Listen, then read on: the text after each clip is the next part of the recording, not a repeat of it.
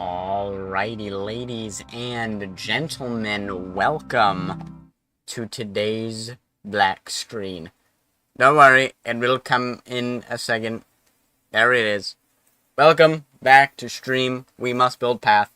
And continue with Warriors of the Mind, where we just kind of have pit 2 warriors. I decided to pick up, or not pick up, I already own them, but I have a D100 with me.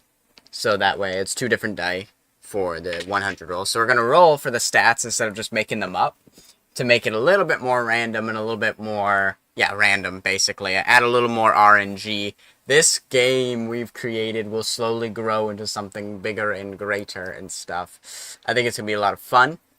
But we build path doing it first. Let's go ahead and pray. Dear God, thank you for today. Thank you for letting me be able to stream. Just pray that everything goes well and smoothly, that I'll be able to glorify you. In Jesus' name, amen. Alright, there we go. Now, we have path. So, what we have to do now is we need to connect the path up from down there, up to here. So, I think I might start the path like right here, wrap it up and around to here, connect that up, and then slowly bring it down. I think that'll be a good strategy. First I gotta sleep. So yeah. And then let's create some dudes. Let's get our inventory set up actually. We don't really need that, so we can put that away.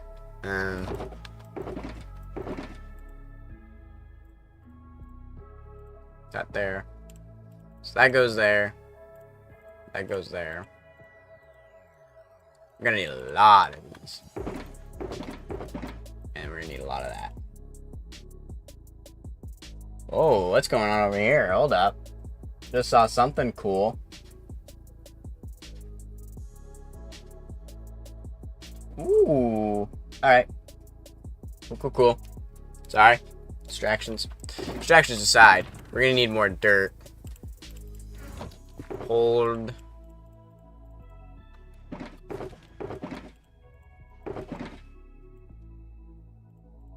Okay. So there's that.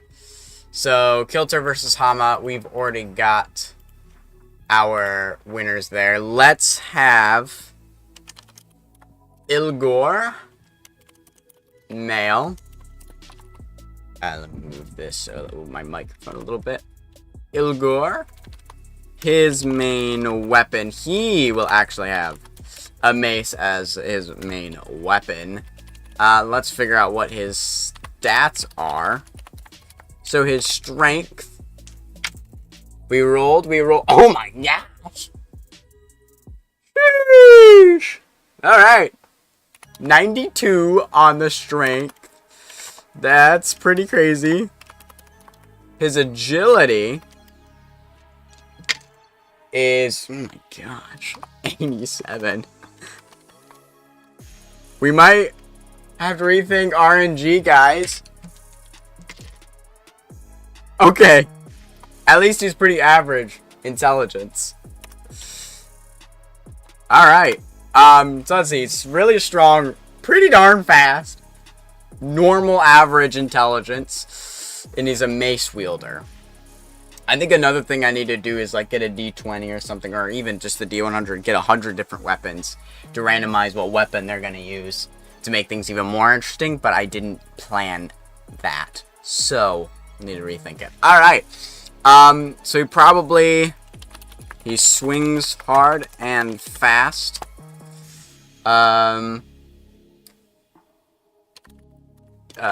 Keeps attacking, doesn't give opponent any breaks. So he's just going to keep wailing on people and not allow them to take a break while he does this. Alright. And he's going to be fighting up against Ulmeter.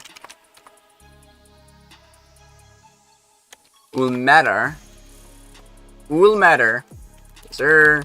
She's going to be female. This is our first male v female battle. Let's hope that goes well. Weapon is going to be... I don't think we're going to have ranged fighters. At least not in this tournament. This is all a melee. This is a melee specific. She I think is going to wield a rapier.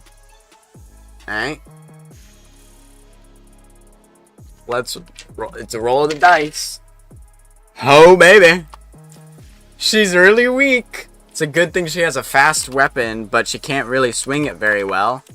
I mean, she can do normal stuff, but it's not like she's going to be moving that blade particularly fast because she doesn't have enough strength to do that. So rapier is not the greatest. Her agility is, ooh, baby, it's 49.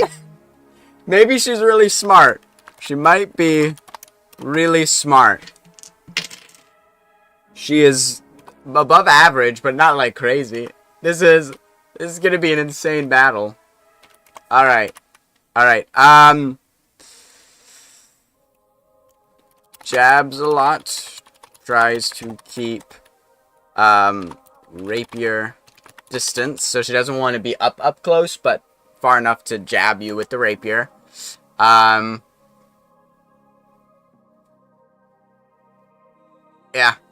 Not that crazy.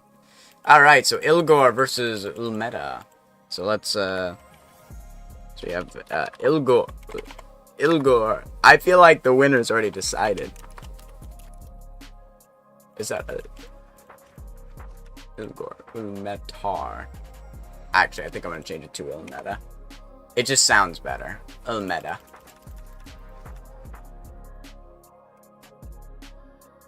Okay, so Ilmeta, Ilgor versus Ilmeta. This is an exciting fight. Yeah. They enter the ring. Ilgor is frightening, to say the least. He's not big, but his name is well known. People know exactly who he is, and people know he mean business. Let's just say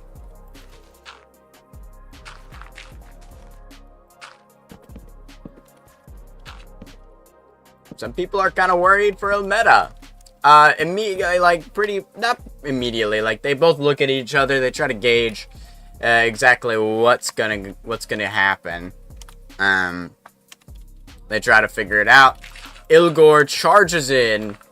Oh boy. How slow is Ilmeta? She's a 49 speed, and he's an 87. So he charges in for the attack and immediately lands a successful blow. He hits her in the arm. She dodges ish. She dodges and braces. He smacks her in the arm. That does quite a bit of damage. That does quite a bit of damage. Almada doesn't get anything off of that. She's like down to an 89 now. Yeah. So that's a decent chunk of hearts right there. So she's now recovering from that, but Ilgor, actually, his fighting style is non-stop barrage of attacks. So Ilgor swipes yet again, goes in for a second attack. He swipes, hits her in the arm. She bounces back a little bit, but he's faster, so he goes in again and smacks her in the same arm again. Very painful. And he smacks her maybe about 4 to 5 times. And then she finally gets one jab in. He dodges. And she's down at like a 54 right now. And now they're like backed up. And she has to think of what the frick she's gonna do. Ilgor. Friggin' average intelligence. She's not that much smarter than he is. So it's not like she's gonna be able to pull out a crazy game-winning strategy here.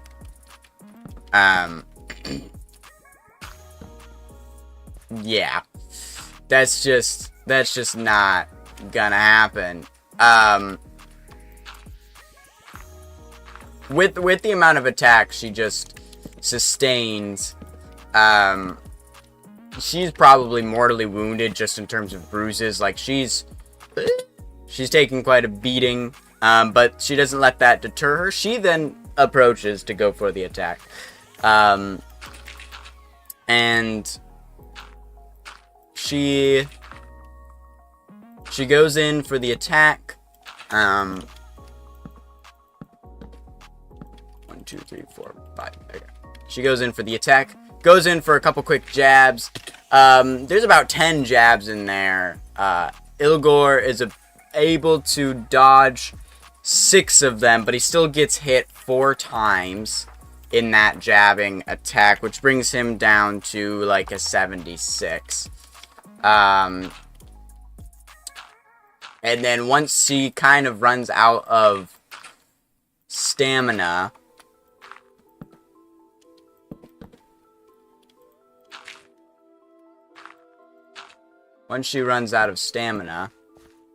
Ilgor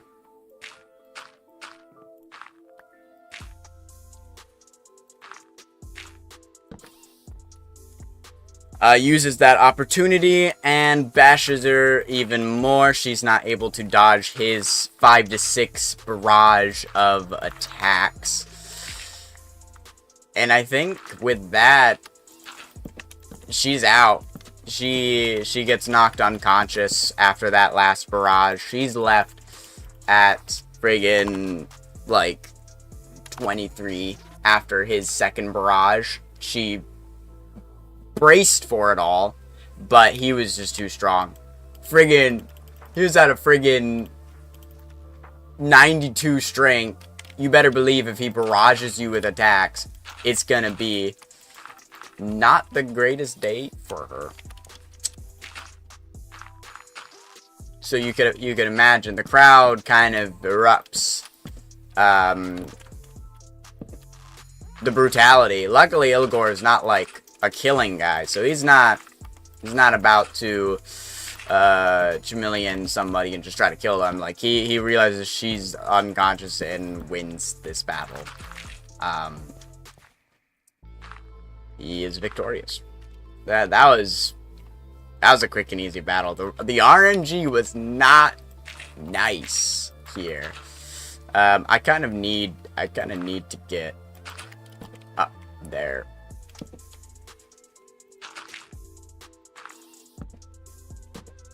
We're gonna do a big one.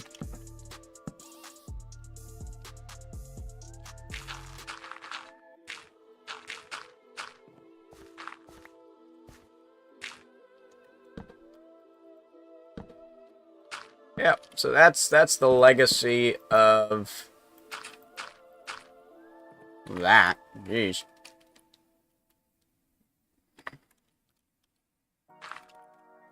That was over.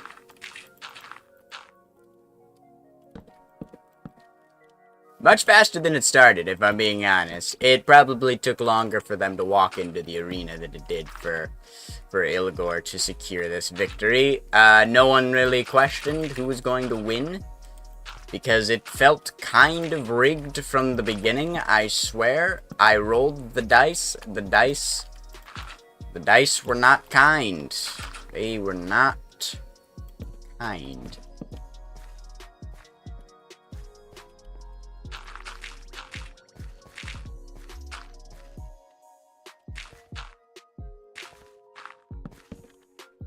What are you to do, right? When friggin' the dice say screw you. Oh, it's insane. Oh, wow. Okay, well.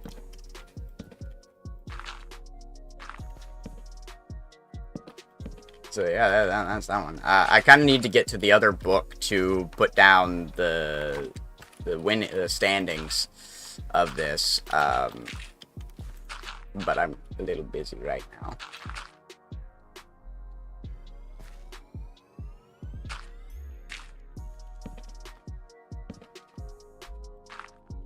We're gonna do actually here. Let me do a move like this. We haven't done any like extreme curves. All right, there we go. And then we just stretch it.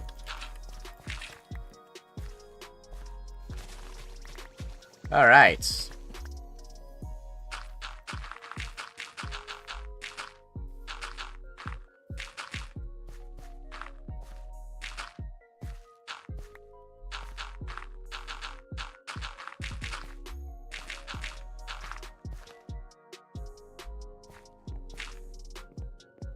Yeah, just gonna say it. Yeah, that was not exactly a fair fight.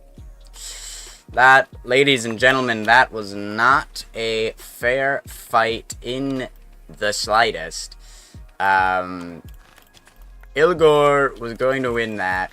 There was no way I could have turned that around so that Oltera, what the frick was her name?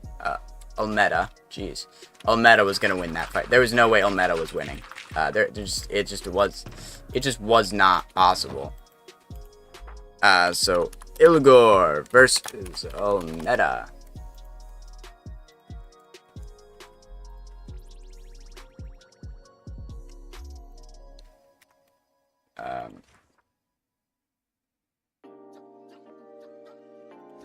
So Ilgor is moving on. And is I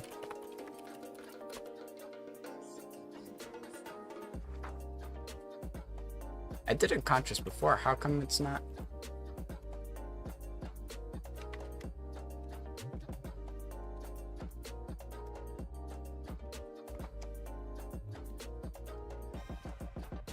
That's weird. If it's here, unconscious. Moving on.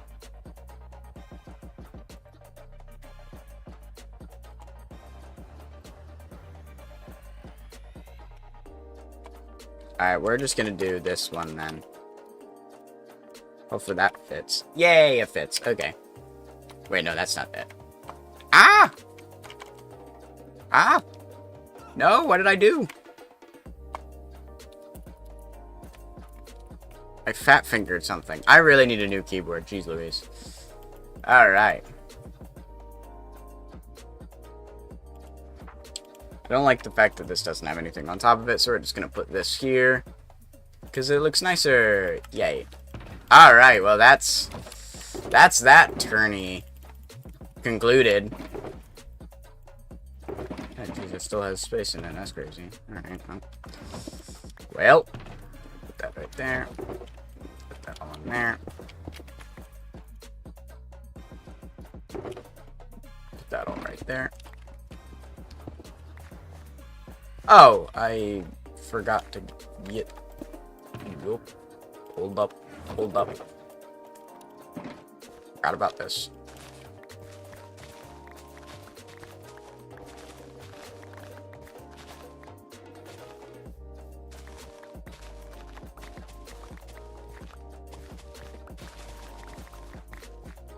Hold. Alright, so now we need to get a couple new guys in here. I actually really can't think of that many weapons now that I think about it. I need a much larger weapon vocabulary because I'm like trying to think of, honestly, I'm thinking of just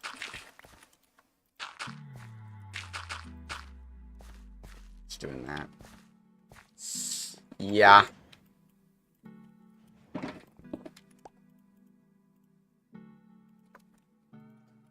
Okay, let me sleep.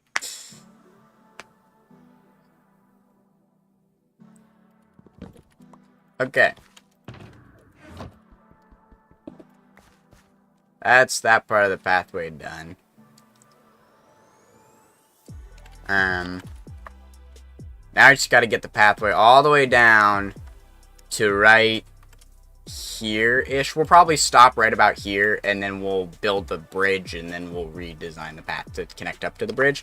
Because the bridges are gonna be after we've done all the pathing.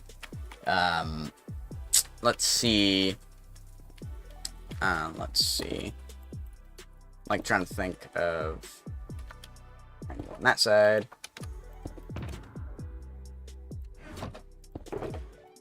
There we go. Dirt is full again. We can take this back out. Throw that in there. We just need the one thing of dirt while we do this part. Hopefully we won't need to do anything too crazy here. Oops, that's backwards. That goes there. That should be enough. Alright, so let's make ourselves the next set of fighters. Let's make Hasaroth,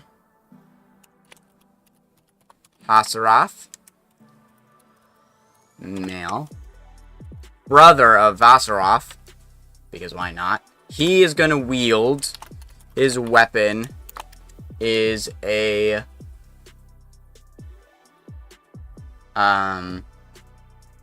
like a two-edged sword. It's the it's like the Thanos sword. Hold up, what? Let me look it up. Let me look it up what that's even called. Because that's the kind of weapon I wanted to have. Thanos weapon name. What is that kind of a weapon? Double. Okay, it's just considered a double edge.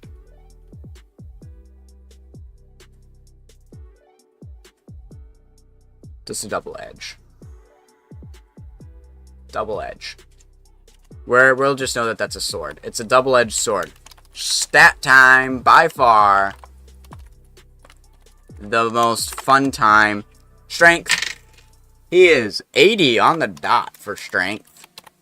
His agility, his general movement speed, how fast is he, is a 63. These are pretty standard. So far, we haven't had a really smart fighter. I'm going to re-roll it because it was about to fall off. It almost just fell off again. It's probably a good thing I re-rolled it because I'm pretty sure, because I stopped it from rolling, it landed on the 0 and a 6. Meaning you would have had a 6 intelligence, which wouldn't have been great.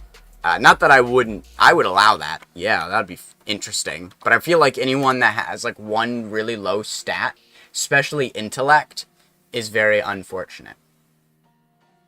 Though, I think for this test run, we're just doing intellect. I think the next tournament we do, intellect will be more or less how well can they strategize for the battle.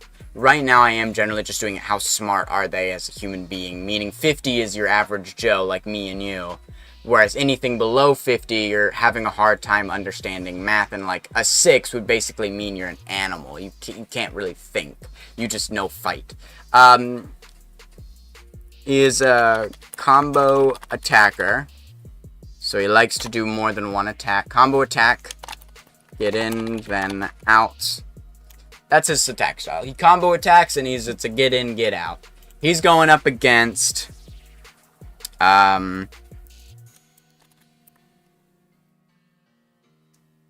Wakakta. Wakakta. Such a weird name. Male. 100. His weapon.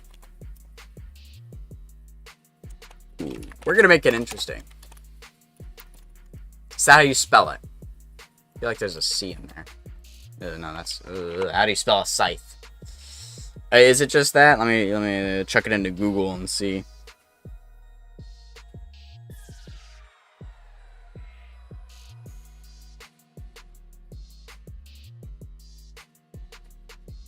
That's not how you spell scythe. It's like a disease. There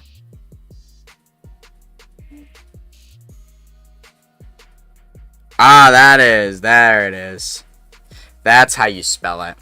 See, I was right. There was a C in it. I wasn't crazy. So he uses a scythe. His strength. Oh my gosh! Friggin' 93 against an 80. That's crazy. His agility. 74. Dang, that guy's fast. Alright, come on. I really want a really smart guy. We haven't had... That would kind of make him busted. Dang it! Just average. Friggin' average. Okay. Large swoop attack. Attacks last. For a while. So unlike like a quick like shink shink, it's like shink and then into the next attack. Yeah. Alright, so Wakakta, also known as Death himself, versus Hasaroth. Vasaroth's brother. Hasaroth.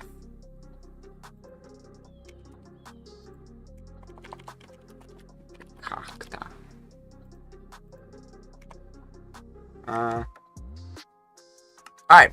Hasaroth versus Wakakta. Let's do it.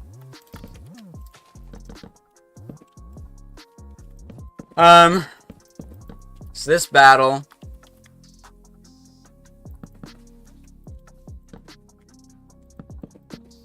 starts off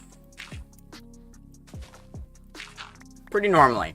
They both go in. This is probably the first time in this tournament where we've actually seen blades collide. And what I mean by that is like parries and stuff like that is actually happening.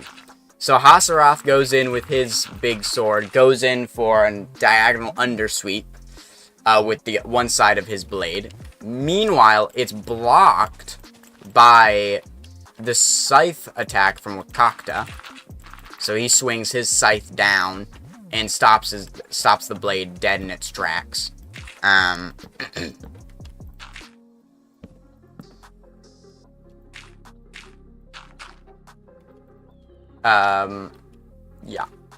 So it stops dead in its tracks.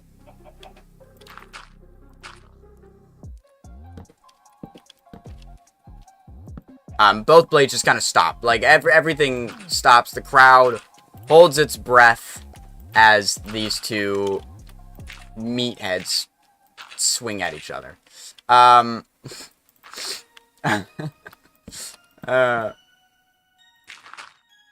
So they attack. Wakakta is pushing back just a little bit harder than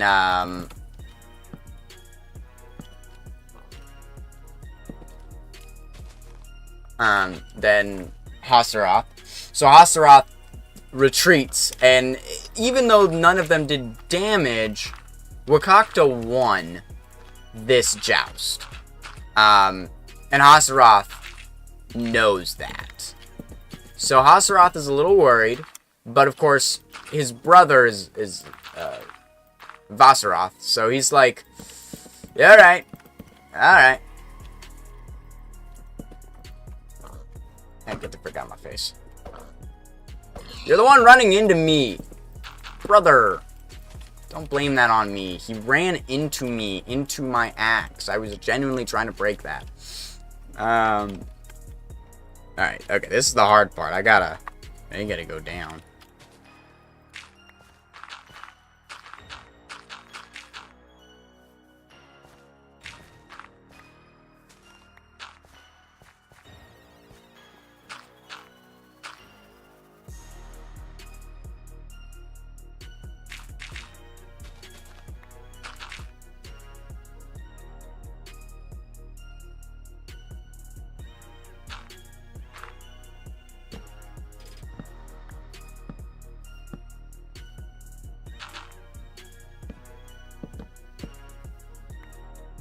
Yeah.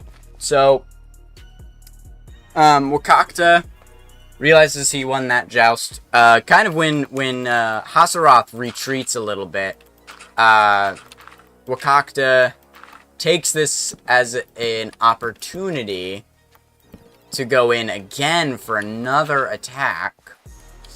And Hasaroth is thrown off by that. It takes him a little bit to kind of get his bearings.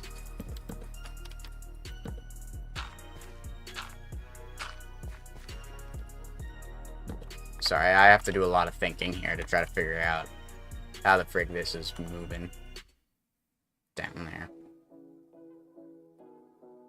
It's okay, look at this. We've made pretty decent progress. Granted, we're trying to go to there. We've got this, and we want to go to there. That's a significant... That is like 4,000 blocks. Okay, yeah, this pathway is certainly gonna take us. This is certainly gonna take us some time. I didn't mean to make this so intense. We could probably just go straight for a little bit. I think. So Wakakta goes in for the attack. Big move. Hasaroth thinks he dodges, but as mentioned, Wakakta's attacks last for a good chunk of time, which Hasaroth is not ready and available to deal with. So he gets hit a little bit. He still is like basically jumping backwards, but he jumps more times than he thought, and because of that, he gets thrown off guard a little bit. So Hasaroth gets a little bit of a nick. Yeah, like 90. He's now at 91. So he's now recovering from that.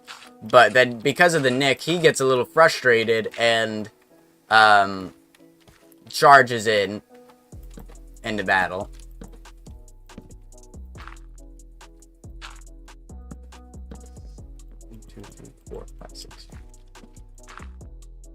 So he runs in to go in for the attack.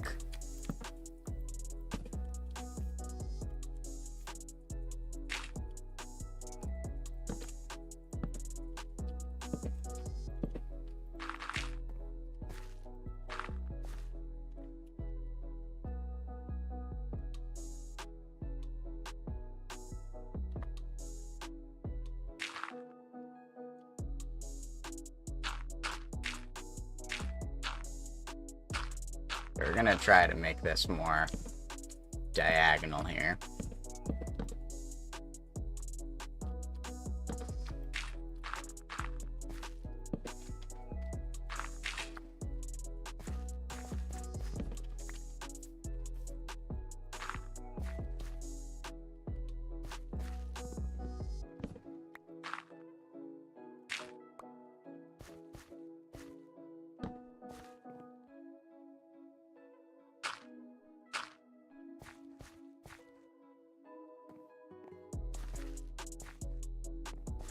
Okay. It's harder to go down than it is to go up, I'm not gonna lie. Yeah. So, Hasaroth needs to rethink what he's going to do here.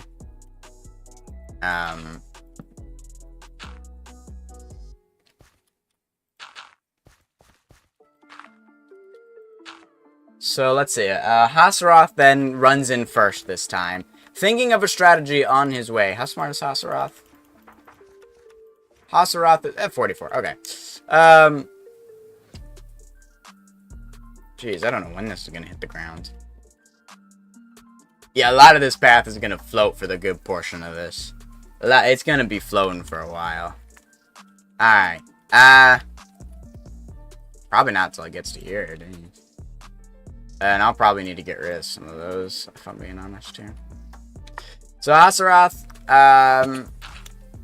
charges in. He goes for his attack. Wakakta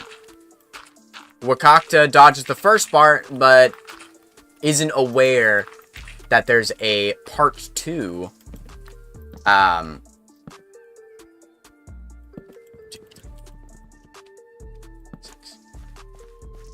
Isn't aware of the part 2 and gets hit by Hasaroth's part 2. This is actually a pretty bad attack. He gets brought down to maybe an 84, I think. And he's mortally wounded now, which is not good this early on into a battle, because he got his arm pretty good there, in that second attack. His left arm, we'll say. It's not so bad that, like, Wakakta can't use it, but it's pretty bad. It's pretty bad.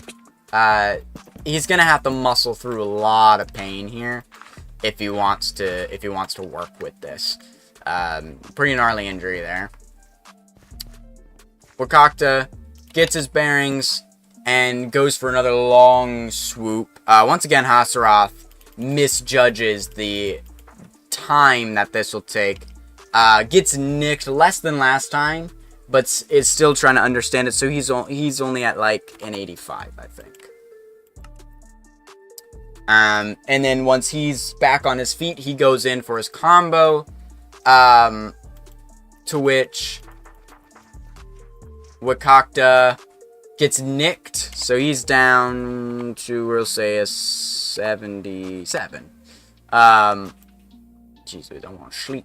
He's down to a 77 due to the missing that. He dodged it pretty well, but still misjudged the true distance there. So he's got to figure out exactly how he's going to dodge these attacks. What exactly he's going to do.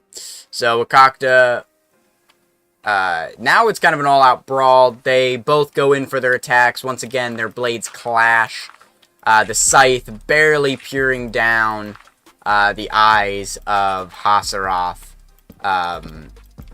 as Wakakta pushes the scythe with all of his might, and it actually slips through. Hasaroth retreats a little bit, gets nicked in the face. So far, Hasaroth has not taken a mortal wound at any point in this battle, which has been quite good for Hasaroth. But he had a near fatal point, so he got nicked. So he's maybe down to 80. And during all of that, our Wakakta is now down to 73. Because of the mortal wounds that he currently is wearing. So Wakakta tries to go in again for another swoop. This time misses, leaving a big opening for Hasaroth to take advantage of. And Hasaroth does. He takes advantage of the opening and gets a double combo, hits him twice. This time, Wakakta's arm is now out of commission. That took him down to a 54 with the double combo there. So, looking worse for wear, to say the least. He's not doing so good. Wakakta, that is not doing so good right now. He does no longer has his use of his left arm. He adjusts his grip on his weapon to be more of a one-hand use, since he has lost the ability to use his other arm. He goes in for a much shorter spur, which does work. It takes Astaroth off guard. He's not aware that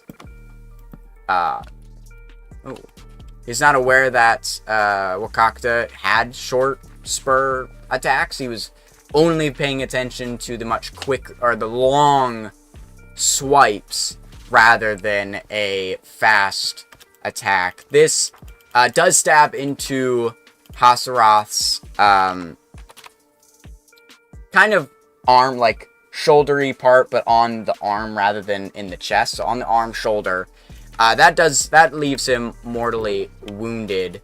So now he's got to deal with that. Wakakta's arm is in a lot of pain as the battle goes on. Wakakta, during that attack, loses another thing, and is in a pretty bad shape, considering how everything started here, especially with that first joust.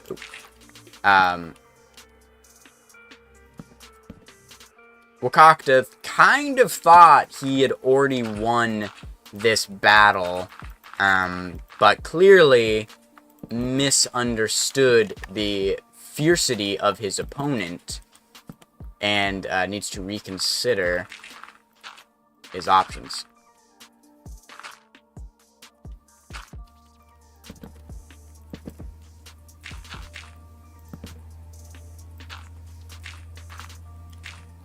Don't get in my way, bunny. Wakakta looking worse for wear at this current moment in time. Astaroth almost celebrating a little too soon.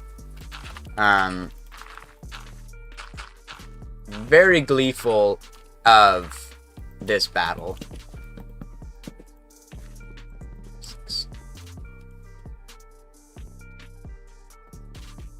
Very much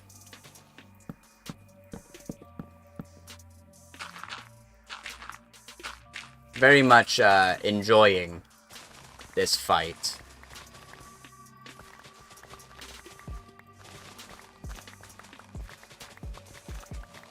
So Astaroth charges again. Wakakta manages to dodge the combo attack. Not as easily. I was gonna say easier than before, but really it wouldn't be due to his injuries. So Wakakta does manage to dodge, but just barely able to dodge. Astaroth sees this, that Astaroth is struggling to dodge his attacks, and takes this to make his, what was a double attack, a singular attack, into a quad attack. So he bounces immediately off of his first combo and adds on a second part to make it a quad combo attack. This Wakakta is not ready for. Nearly dies, gets his neck cut, not mortal wound, but he's, once again, Wakakta is barely able to dodge, but that takes him down a lot, and Wakakta, I think, throws in the towel there, and our guy is down to 54 from his mortal wound. I need to remove this. And yeah, that Astaroth is the winner. So both the Vasaroth and Astaroth are the winners of their respective rounds. Their father is very proud, as you could imagine. So yeah, that's a pretty epic battle right there. I need to get that there while we wait for those to that and bring all my stuff down. Look at that.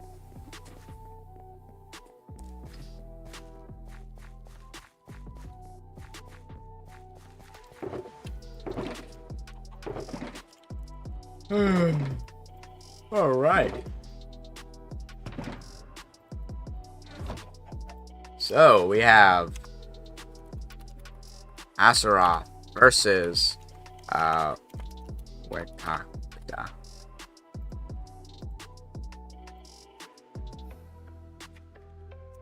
Azeroth is moving on, and Wakakta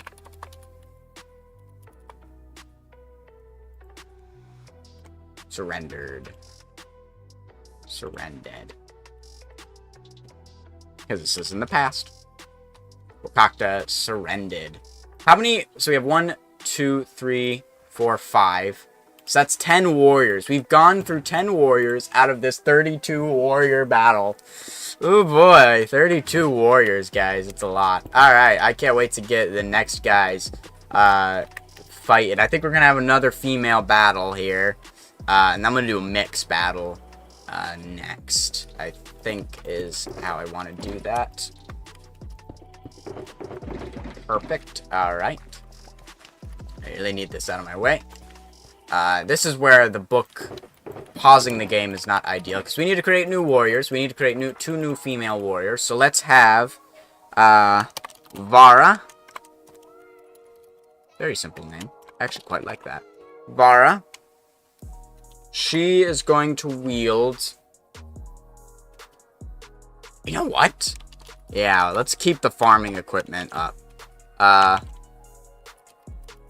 She's gonna do dual sickle like Death in Puss in Boots. Let's... My favorite part is rolling now. Oh, baby! That's not good. She's kind of weak sauce. Let's see. Maybe she's really fast. No! I was really excited when I said dual sickles. Maybe she's really smart. This ain't good. This ain't good.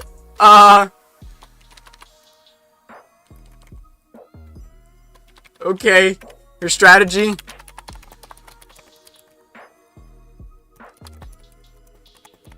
As I said, because we haven't revised our current system with this tournament, intellect is literally how smart they are.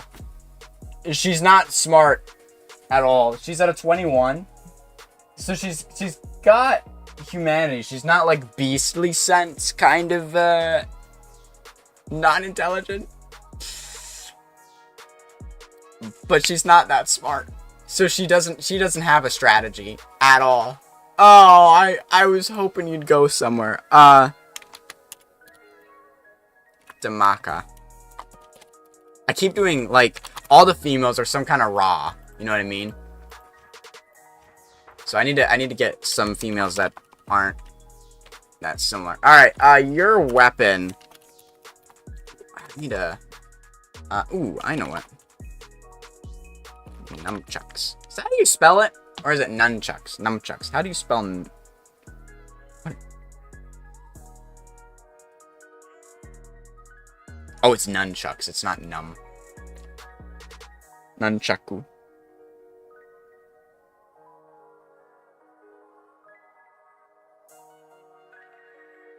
Nunchucks. Okay. She's a nunchuck user. Let's hope her stats are equally as bad, just so that way this battle can be a little bit more interesting than a one-sided battle. But it's... Okay. They're both weak sauce. They're both weak sauce. One is stronger, but not by that much, honestly. So agility. Okay, she's really fast. That's not great. Maybe she's dumb. If she's smart, it's game over. Okay, she's average. She's average. Speed at opponent and barrage of attacks. Aims for vital spots. Yeah. Alright, so Vara versus Damaka. Let's see. So Vara versus Damaka. I did spell that right? Damaka. Boom! Alright, you gotta go, bucko. I'm tired of you. You're really annoying me.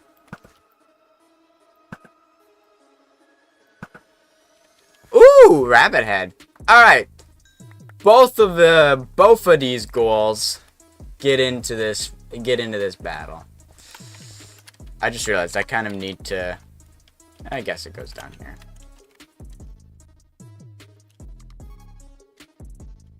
Honestly, I think I'm just gonna follow this edge here and just do it like that. That seems like the smart decision. Alright, so they both enter the ring, right? Both of them excited to fight.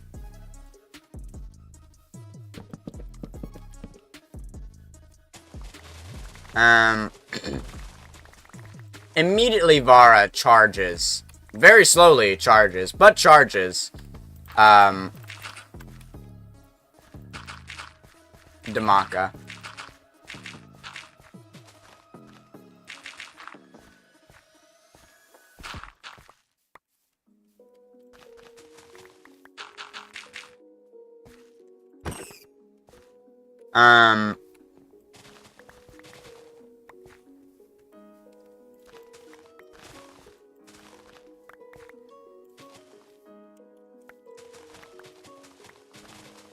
Damaka sees this and prepares to attack using the nunchucks.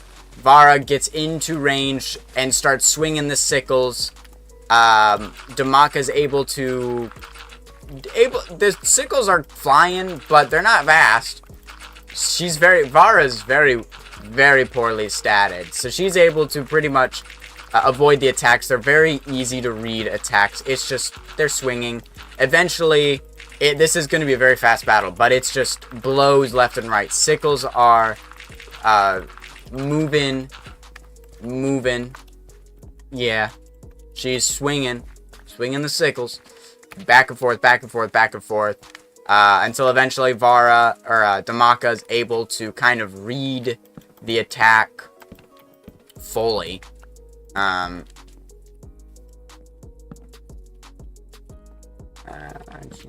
2, 3, 4, 5. She's able to read the attack completely. And is able to eventually seamlessly parry each of these attacks until eventually she can turn each attack into a counter.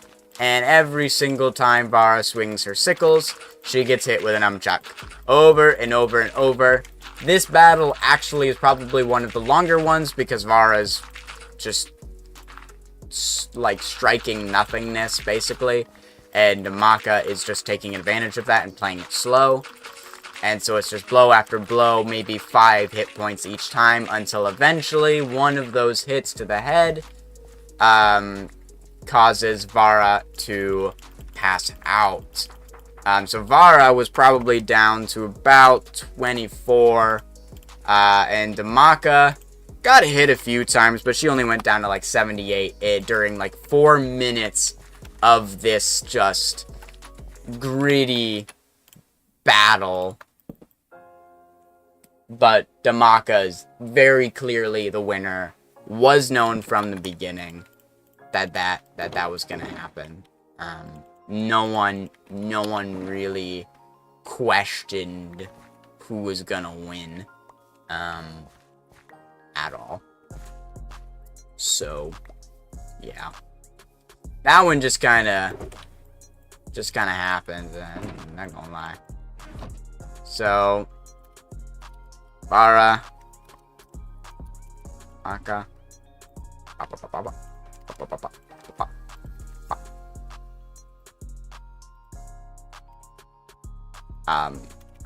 so you pass out. You're moving on. No, that means the turning's done. That's that one. Alright, so now we've got 6, so that's 12 of our 12 of our 16 battles. We have a few more battles to go. No. That's 6 battles. Sorry, we have 10 more battles to go. There's 16 battles in total, each with 2 people. 32 people in total, right? So let's go ahead and get... This is going to be male v female. So we're going to have Gargantua. I hope I have... I don't think I have enough space for that. I don't even know if I... Okay, if I make him the male, we have enough space. Alright, Gargantua, the male. He is also a fists kind of guy. Actually, he's a bat. He has a bat slash wood as his weapon. I think is much more interesting. We're playing off of the fact that he's a big guy. See how strong he is. Is he gonna live up to his strength? Okay, I thought that was a 99. It's a 69. And his agility. Oh my god. He may be big, but he is fast. Not like crazy fast. 90s is when things get crazy. I will say the scaling in this is not ideal. Ah, but he's an idiot. He's a friggin' idiot. Okay. Yep. Okay, so he, swings and swings that bat-looking piece of wood. This should, maybe be a fast battle. This is Opana. Female. She has her main weapon, okay. Let's see, she uses, what does she use? Kunai. She's not gonna throw them, but she's gonna use them like that. So, like, she's basically going to have the knife sticking out and gonna punch, but there's a knife sticking out of her hand. Almost Wolverine style.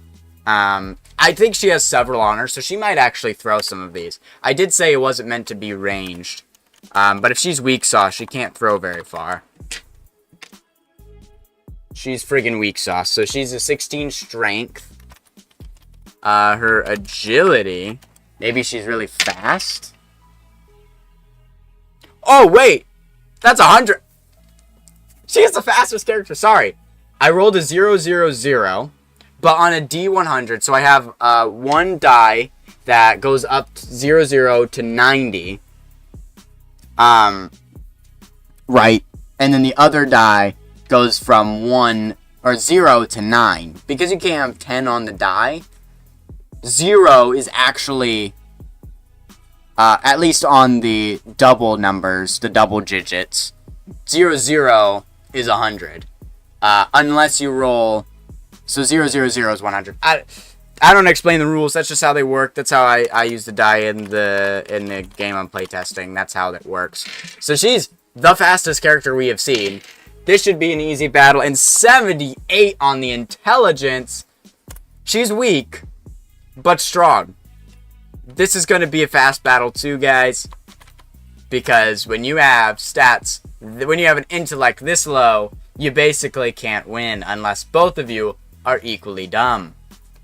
So she is going to wait for attacks. Get in, attack, back up, throw, kunai, get in, strike, vital zones. There's a lot to her. Alright. Gargantua, who's basically like an 8-foot dude, versus this like 5'2" woman. Gargantua. People think Gargantua is gonna win because he's bigger, but dude, wait until you see Opana run. It's gonna be crazy. Alright, so let's see, how does this go down? This goes down.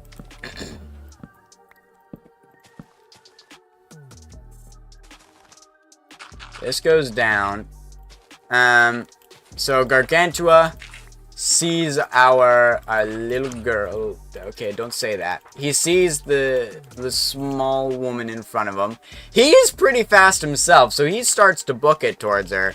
She's kind of surprised at how fast he's moving for how big he is, but he goes, swings his big old piece of wood bat, and she very easily dodges. He can't swing it fast enough to hit her. She easily dodges. As she dodges, she throws a kunai, which sticks it in Gargantua's hand. He kind of exclaims in pain. He's just like, "Oh!" You know. So he's hurt. He's hurting. So yeah. Alright, this is the problem with this system. I gotta keep going through this. So he gets hit. He's maybe at like a 95 now. She throws the kunai, hits him in the hand. He kind of stubbles back a little bit. And then she goes for the legs for his ankles. Ankle bites him. Okay, she doesn't bite him. But, like, attacks his ankles. So he's kind of now, like, just trying to... Honestly, he's just trying to figure out where she is. He can't see her, really. She's moving. She's zipping around. So she runs around. He feels the nip at his ankles. She's not really doing massive amount of damage, if I'm being honest. So that takes him about to 90. He swings again towards his ankles, misses her entirely. She's basically running circles around him very, very fast. The crowd is barely able to keep track of her next location, and she's basically just doing a get in, get out style of fighting almost right now. That's going to be fun when we get across this bridge. Alright, let's start moving our stuff. So basically, this is another long battle. So about another... Oh, whoops, that doesn't go in there. About another 4 minutes of battle, in quotation, goes on. Just Opana continuously striking and Gargantua just slamming that piece of wood looking bat into the ground as many times as possible and missing every single time. So he's maybe down to 60. No mortal wounds. She's not able to hit him hard enough to do any mortal wounds. Despite his size as well, Gargantua is not, like, crazy strong. He's actually faster than he is strong. So he's able to get to her faster than he can swing his... He can move his legs faster than he can swing his arms, which is kind of funny. She, once again, is barely doing damage. He ends up getting kind of annoyed and ground pounds the ground with the big old bat thing. Which actually kind of works. It throws Opana off balance a little bit. She kind of falls. Takes a little bit of damage from that because the shock wave of that. So she's down to like a 98. She throws a kunai at the same time. Smacks Gargantua. And then the battle just kind of rages on. It just is another 4 minutes of this runaround. Gargantua smacks, but at the end of the day, this is the first time we see a technical victory. Both fighters could have kept going, but Opana did enough damage to actually lower Gargantua to 0 HP. If you remember, the HP system isn't actually their life, how much life they still have. It is strictly how much damage needs to be done in order for a victory to hold, which judges are keeping track of exactly what that is. So, let's see.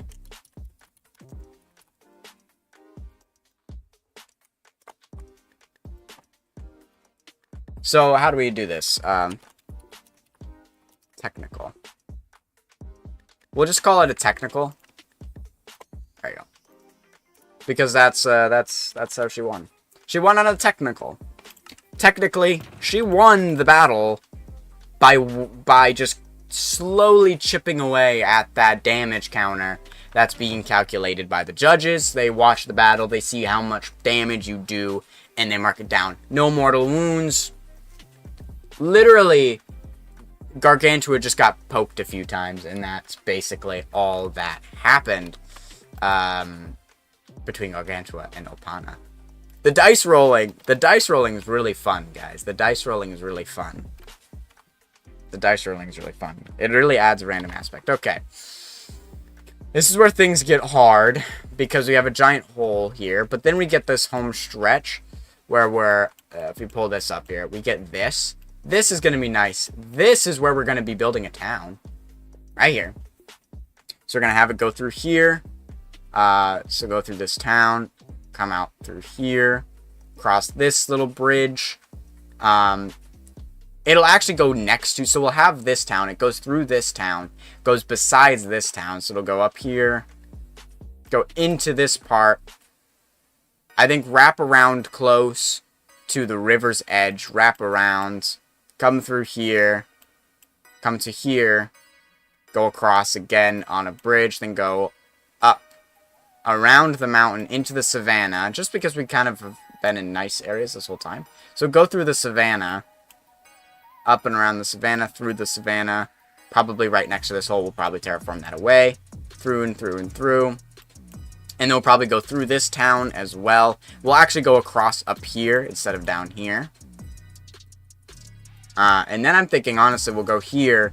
We'll actually bring it straight down and around the mountain, and we'll go around the mountain, up, swing up, and then we'll go through here.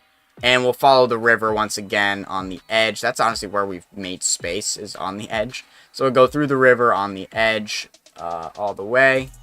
And then we'll go from here. And then it'll just kind of stop once we reach that side.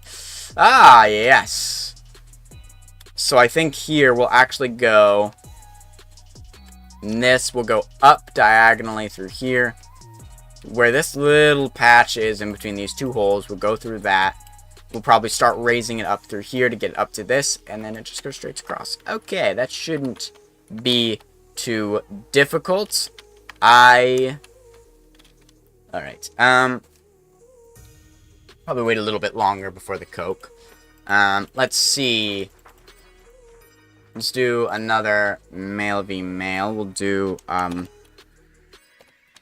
Fantama.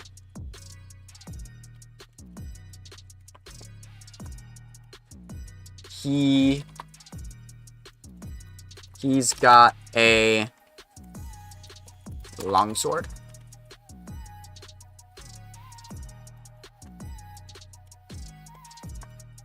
Let's see, what is this? What is this guy's rank? 40. His agility. 31, jeez, okay. Maybe he's really smart. Maybe he's just below average on everything. He's slightly above average. He's average for intellect. He's not a very impressive fighter, I will say. Fantama, not impressive fighter. General swordsman. Not gonna lie, he doesn't have any special tactics. He just fights with a sword. Against Umali. Also male. His main weapon. Knuckle guards? What are those called?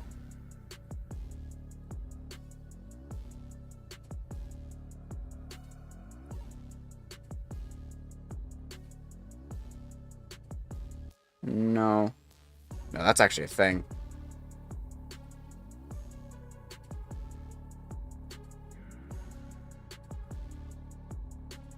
Brass knuckles. We'll just call it a brass knuckle. Singular. One singular knuckles covered. He's got brass knuckles. I kind of hope he's strong. Nope! Not strong. He's a melee fist fighter, and he's got a 4 strength. Oh boy. And too bad agility doesn't affect. Strength is everything fighting. Agility is all movement and then mental. 59 for agility, and maybe he's just really smart. Nope, he's actually pretty dumb. This, not the battle. I was kind of hoping Fantama would go home, but I think Umali probably will. Boxes his way to victory. Punches hard. Because he's not strong, so he can't punch hard.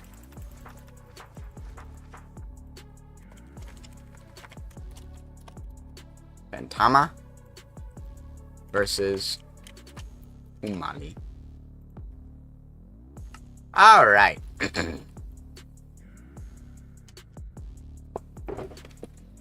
Hey.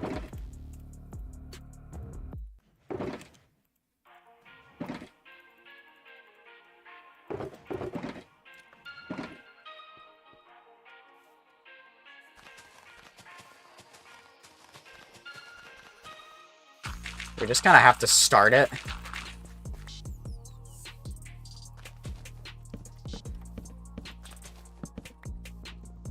Six.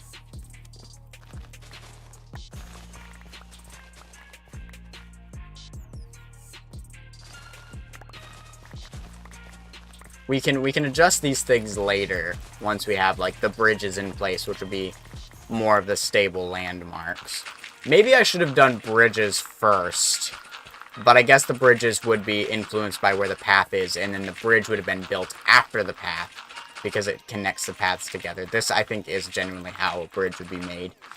You'd be like, okay, we need a road that goes through from this point to that point.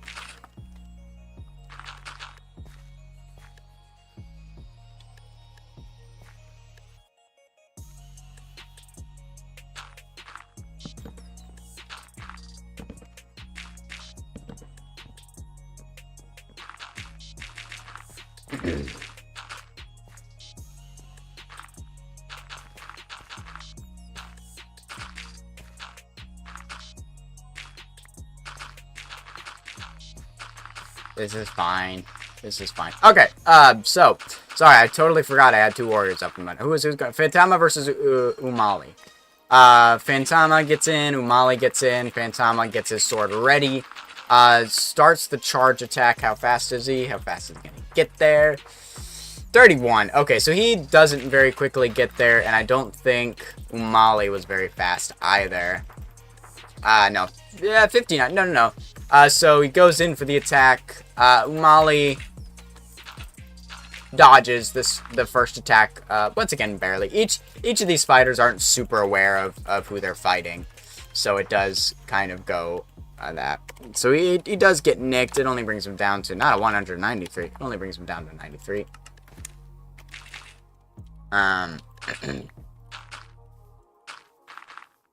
So he's down to a 93.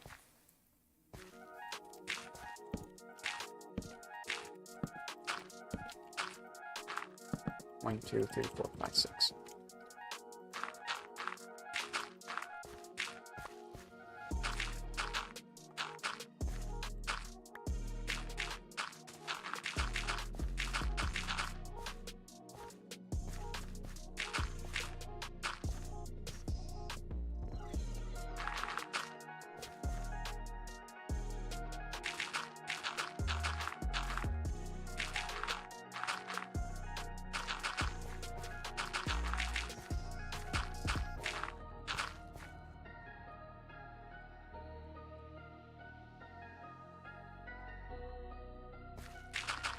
Okay, let's fill this in.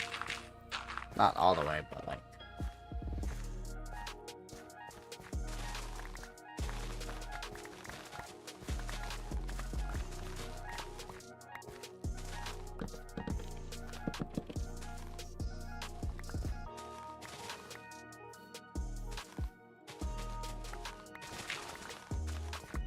Okay. So Phantama goes in for the strike, barely gets it. Umali dodges just a wee bit, and then he goes in, starts punching, gets a few hits in actually before Phantama can actually like back up or do anything. So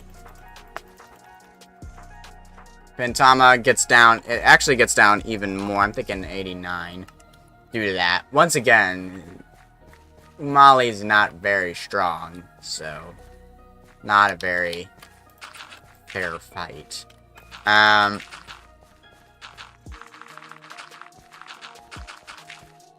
It's a very large part of the path, but you know what? That's fine. This part of the path just the plot thickens. Oh jeez, hold up.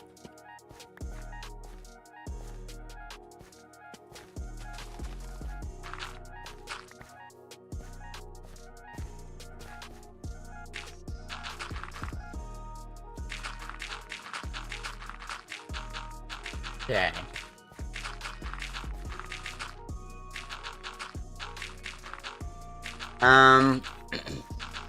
I think I'm losing brain power here for Warriors of the Mind. I think this will be the last battle, because I'm struggling to think of pieces and parts of the puzzle here.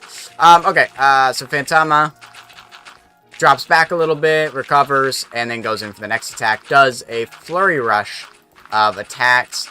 I think Umali stupidly is going to try to punch a few of those, and that's not going to go well for him. He gets mortally wounded on his arms. He's now down to like a 78, but he gets a few punches in as well, which brings him down to like a 76. Phantama's not mortally wounded at all. He's still kind of chilling in there.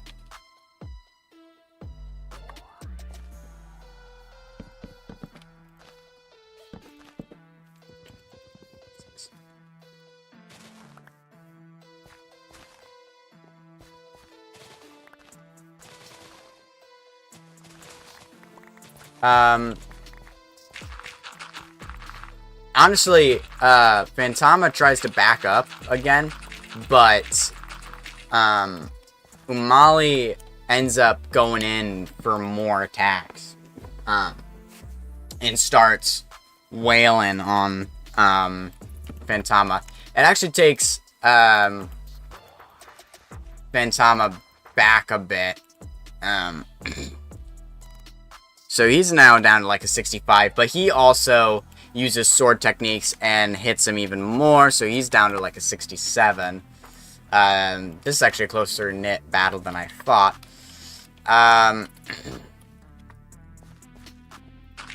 Just for now, I think.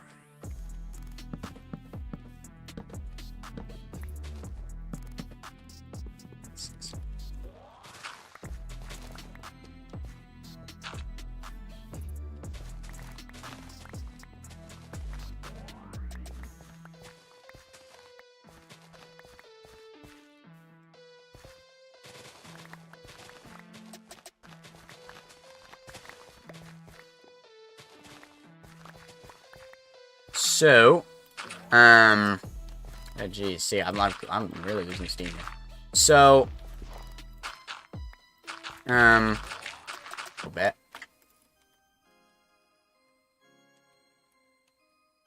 Actually, I think I'll just go up here. Like, we'll go like that. So I'm thinking that. Awkward.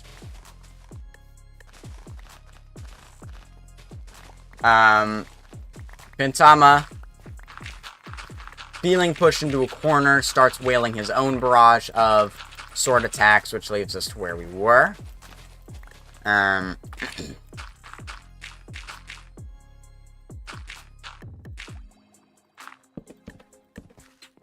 then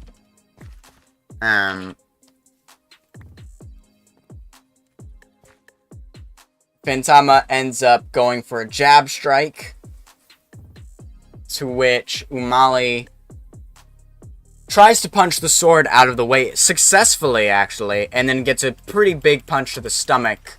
Phantama does, so he gets down to maybe 54 now. But even still, he takes a little bit of a second, and then swipes his sword, and, I think he's honestly going to cut off his hands, which brings him down to like a 45, and I think that's honestly going to end this battle, because Umali can't really fight without a hand, because he's a boxer type. So he throws in the towel and surrenders. Yeah. I didn't want either of these guys to win. They were kind of boring. I need more RNG, honestly, into this. I need the weapons to be RNG as well. So, Phantama.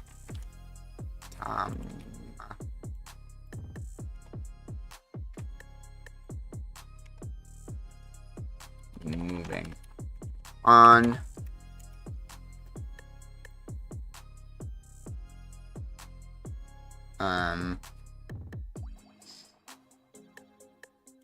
Honestly, I don't think we're gonna... He surrendered.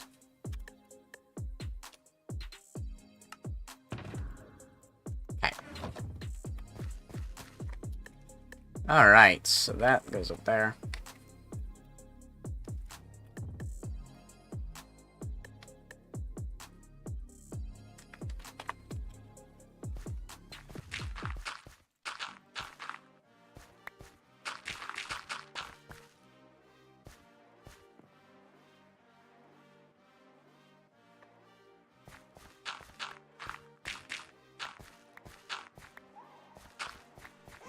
Can shave this down a little bit. There, that's a little bit better. Let's try to shave this down as well.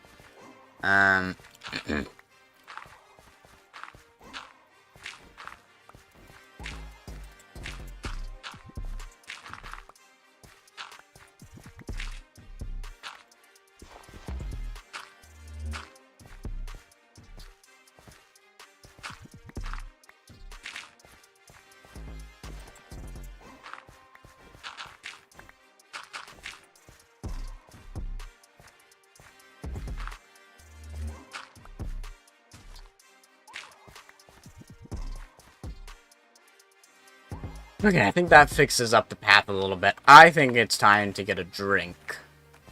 Because I need it more for my brain than I do for anything else.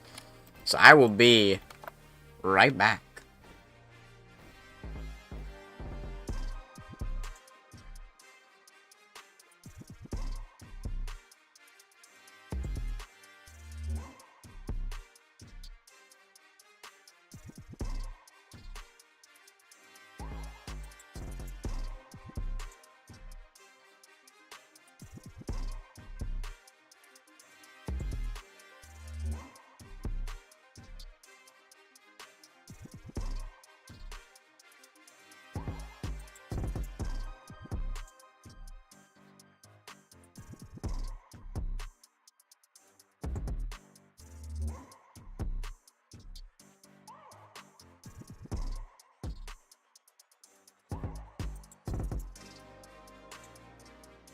Alright, I'm back.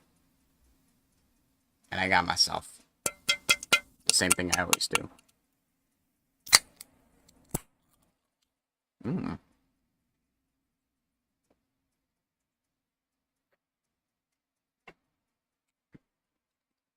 missing a trash bag right now. That's fine. Okay. We should probably move our setup. Here, let's put all of that in there. We are getting quite a lot of dirt from this, so we can transition this box into there and grab ourselves a new coarse dirt box. How about that? Oh, same one. Alright. I think we need to rethink this game. I like a lot of it, but I think we can put a little bit more into it, because right now, like, these are very vague. As I said with intellect, I kind of want to change intellect from general intelligence. Like, everyone is generally intelligent.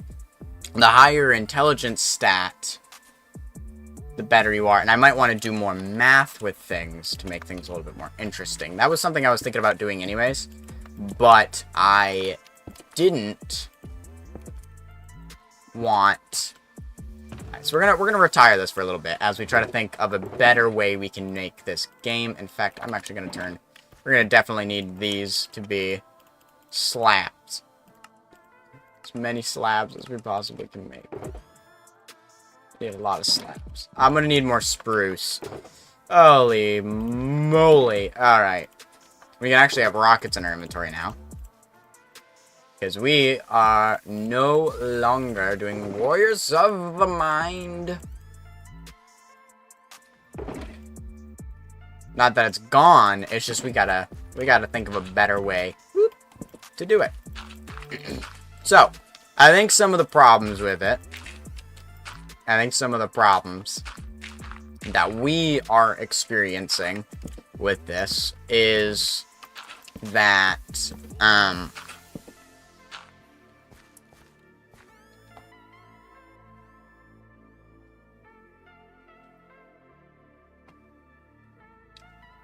it's really hard to gauge actually how things would go. Because we're making so much of it up, it's getting really difficult. I think we are going to keep these books around and stuff. I don't have them in my inventory anymore. I think I'm going to keep them around. I'm actually going to make these a little bit bigger. Before, like, they go into transitions.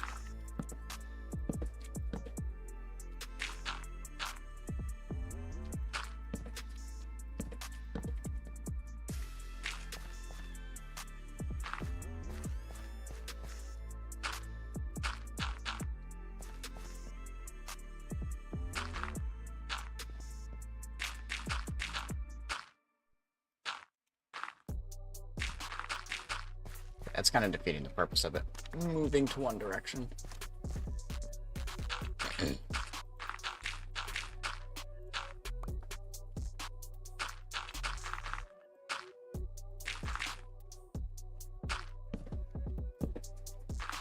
One, two, three. I don't know, I moved over so much. Okay, so...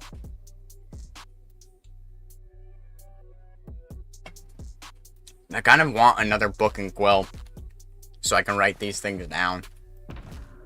We'll use the tourney book, I guess. We'll use the tourney book because we have this space. Alright. New ideas for Warriors of the Mind. Wadum. New ideas. So, first of all, intellect refers to strategic ability, not intelligence. Let's make this for each of these, even though this is not in order of how they appear. Actually, let's make that in order of how they normally appear.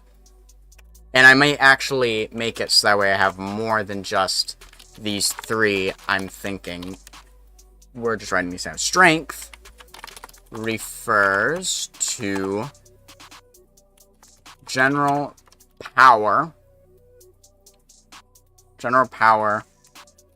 and ability to use weapons.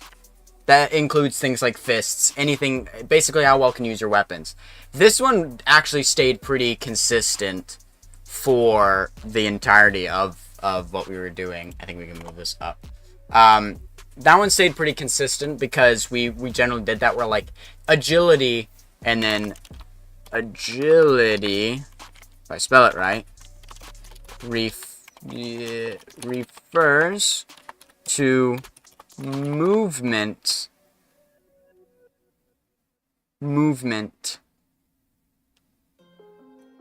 not use of weapon. Yeah. So that was agility, is its movement. This is, and in these, this is how I kind of want it to be. And as I said, I might add more And what I think I might do, which is going to take a lot of book and quills and a lot of shulker boxes. In fact, I'm going to assume a bundle. I might need to get a mod or something installed that makes it so that way bundles can take one full stack item as one singular item. So I can have 64 book and quills as one unit instead of them all having to be separate.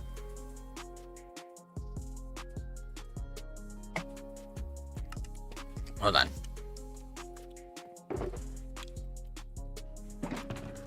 I need a crafting table. I don't know why I put those all away. Speaking of bundle, it's just string and leather. Right. I don't have string and leather with me at all. Oof. Oof. Well, warrior stats. Because, like, I think one thing that would be nice is having to do this is a lot. Especially if you're like, I want to know, you know, I want to know how Umale's doing. Not ideal. This is nice that I can see, but that way I can have this and that, and I can have two separate books which tell me who these warriors are, and it's a lot easier to see how that's going. So this is how I want those to be. I feel like you can have more. Roll a D100 to RNG stats. Roll another die with predetermined weapons to find RNG weapon. This is kind of confusing. What I mean is I don't have the weapon list, therefore I don't know what die to use for said weapon list. It may be a D20, it may be a D100, because that's really the next step. I may mix and match and say roll these two dice to figure out, and maybe do like a road kind of thing where it's like this page, this row, because I'm going to use books, everything, all of this is going to be in Minecraft. We're going to keep track of this all in Minecraft. Because I think, hold on, let me write that down.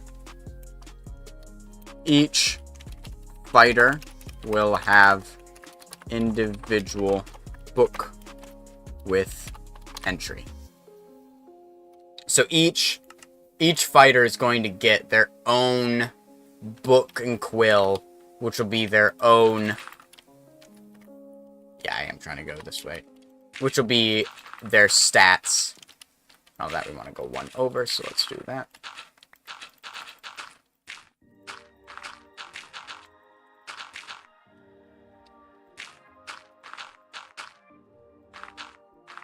Oh, I put away all of those.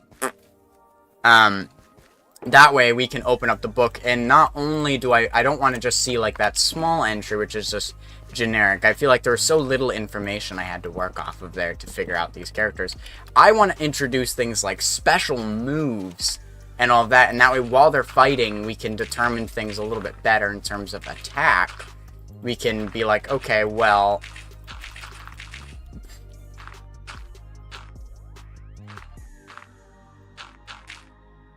I want to be able to say, okay, well, this person is going to use their special attack, which is this, and maybe special attacks are unavoidable. And then maybe health is also a predetermined number where we can take, and maybe we determine it based off of things like strength. Because originally I said strength, because like Yosema won her match. She did win her match, right? Yeah, Yosema won her match because... her strength stat was so large, which even then, the strength stats didn't, like, I didn't do this for anyone else, correlated to how much damage they could actually take. And I think I should have been better about that. And so I think when determining how much health a person has, that should be determined based on their strength. Unless we figure out, like, a way to deal damage a little bit more steadily. And basically almost turn this into an RPG-like game. Like a D&D sort of thing. Which means there'll be a lot of dice rolling. But you know what? I'm fine with that. I originally wasn't, which is why I kind of wanted to leave it. more open and up in the air in terms of exactly how I was going to be doing a lot of, like, the battles are all me making stuff up, and anything goes that I say is going to go because I said so, was essentially the old rule set. Because I made it.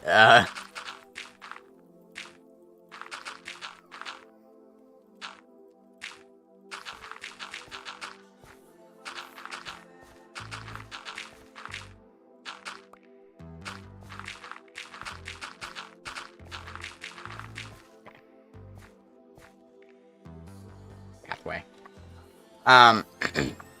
So, like, need to think of ways to calculate health. That way health can also be individual to the person. So we need, like, health calc, short for calculation. So we're gonna do strength stat times, because I feel like it should be it should be based on your strength stat. So I feel like you should roll,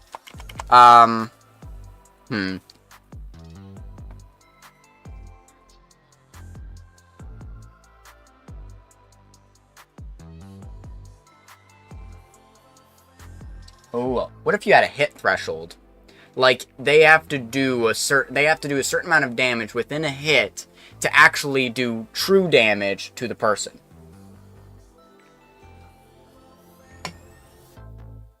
So, your health, here's what I'm thinking we do for the health. Each person gets 100 health plus an extra D100 roll. So health will be randomized. Actually, I think it is a lowercase because it's like a D6. Yeah. To D. So you already, everyone has 100 health. Then you add another 100 health. You roll a D100 to add an extra. So the maximum you could have 200 health. Actually, then I want plus, I think we'll do, no, we'll do, so that, this is just going to be how everyone gets their health. So everyone's health is going to be different, but that's fine because people are going to hit harder, hit different, move faster, etc., etc. I think this should balance it all out. We'll see. It might be unbalanced, and we might have to fix it. I'm thinking we have an HP, or, a hit threshold. So if it's below this hit threshold, it doesn't go through. So the stronger you are, the more likely you can take a hit to have more tank-like people. So let's say for this hit threshold, this is calculated based on your strength roll. So it's your strength roll, and we'll do, let's see, because strength is also based on out of 100. So if you roll 100, with most people, probably their hit, if it's, each hit has to be, no, I feel like the max amount of damage you could probably do in one singular hit should probably be like 20. And even then, that's like a very rare hit. So everything needs to be lower than 20, which means hit thresholds need to be around 3 to 5. So it should be, because if we do, yeah, I think it should be times 0.1. Or I guess we could say 10%. So you do whatever your strength rolls. Let's roll, let's do it. I dropped a die. 23. 10% of 23, so move that over is 2. So that means that, oh, good thing I can just grab it with my foot.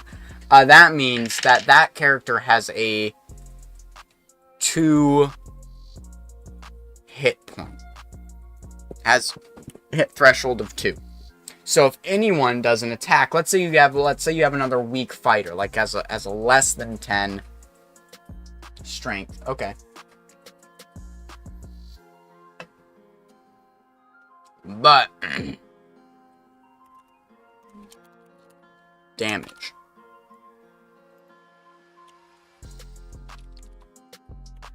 Let's figure out damage. So let's do hit the thresholds. Let's try to keep these things a little organized. So damage, I think, should also be calculated when people are doing damage. Like, the more we can still play out how fights are going and be like, we'll roll. I'll see what the roll is, say how much is gonna happen, say what happens, and then tell you what the damage is. So I'm gonna make it more alive than all of this math and stuff. But I like math, so we're gonna add math to this. Get it? Add math. Anyways, so the damage. Alright, let's start building path while I think about how I'm gonna calculate damage. Damage should be calculated.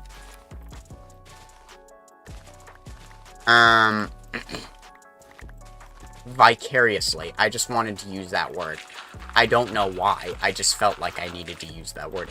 Damage should be based off of your strength stat. So the stronger you are, the more damage you're gonna do. I think is a pretty self-explanatory system. The issue is, so I think, how am I gonna, So here's what's going on in my head. I need to think out loud, because I need to use my thinking out loud abilities to think out loud at you. So the issue that I'm coming across right now, I don't want to keep the sunflowers. I have a sunflower farm. Anyways, the issue I'm coming across right now that I'm herming and hawing at, if I can remember what it is, is since a lot of stuff is based off of the strength stat. Because I was thinking, okay, if somebody is weak, and therefore they can't do high damage if they have low strength. Which means that, okay, well then the speed at which they can attack. But if the speed at which they can attack is also determined by strength, then it's a strength dominant competition, which is not what I want. I do not want the competition to be strength based.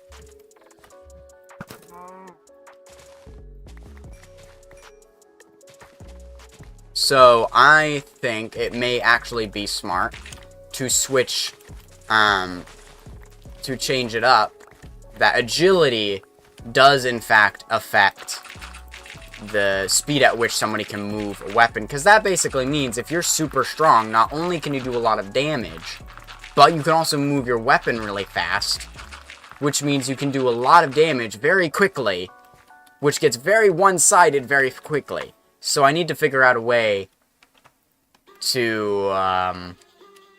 ooh, we're gonna have to have a lot of float as it goes through this portion. I think let's bring it up to here.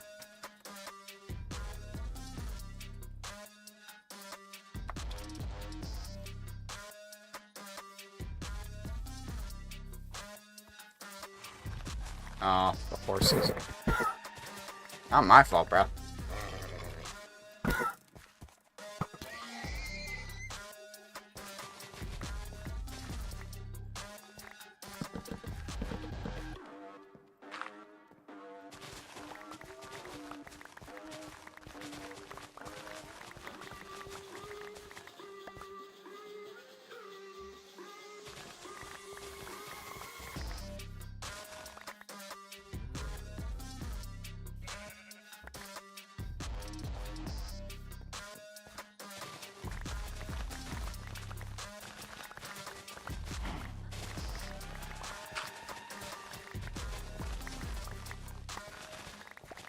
Lots of thinking going on right now.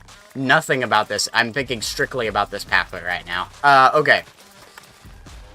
So, we either make agility that, or we add a new stat. So, strength is actually more of, because strength, I really do want strength's main purpose to be how hard can you hit? Oh my gosh, it's so far away. You don't realize how much work you do until you realize how far away your shulker boxes and setup is. It's a good thing it's not like all the way back there.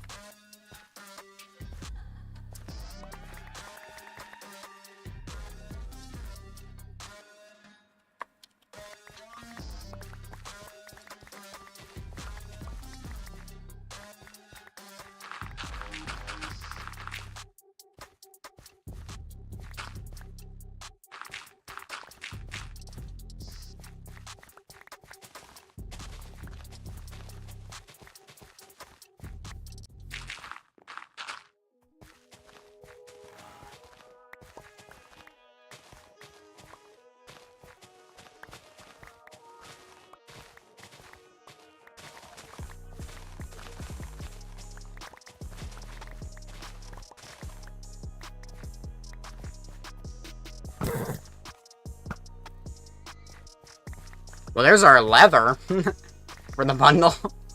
Okay. We just need string. So if I kill a sheep, I could easily get string because I have the Unpackables data pack. I think this is good.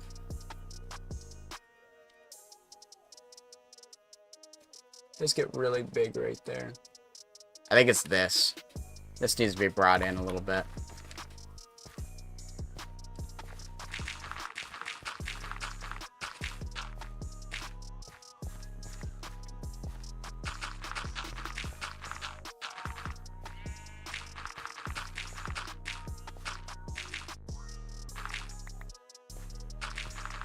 Okay.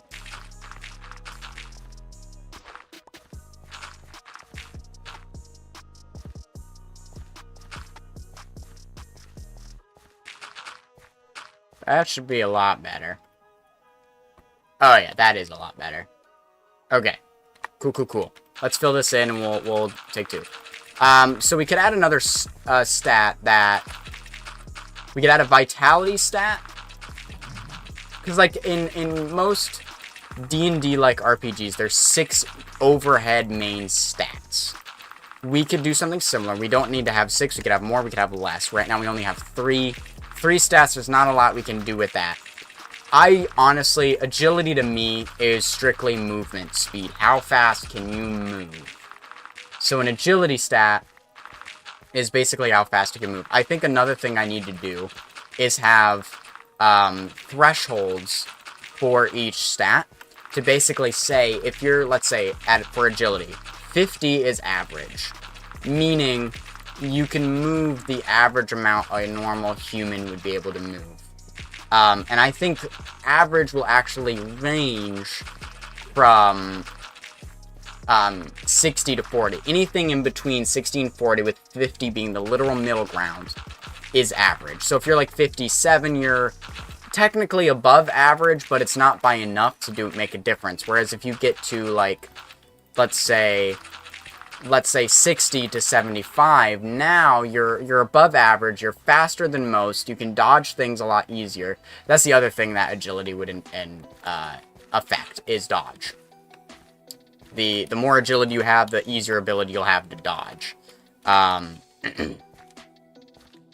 think it's how that's gonna play out.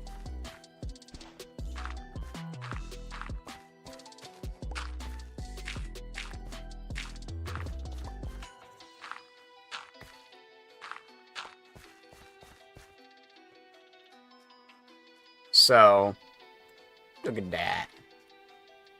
All right, let's grab our stuff and bring it over.